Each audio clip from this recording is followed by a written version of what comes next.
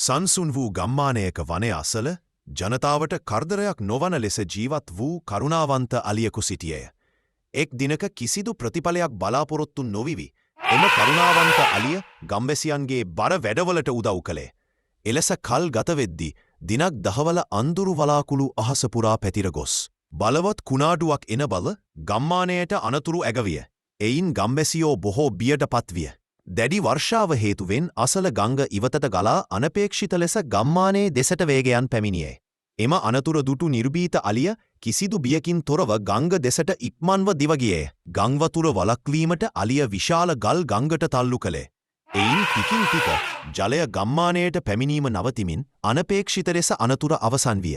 කරුණාවෙන් බොහෝ ජීවිත රැකගත හැකි බව අවබෝධ කරගෙන ගම්වැසියන් අලියාව ස්තුතිපූර්වකව ගෞරව කළහ.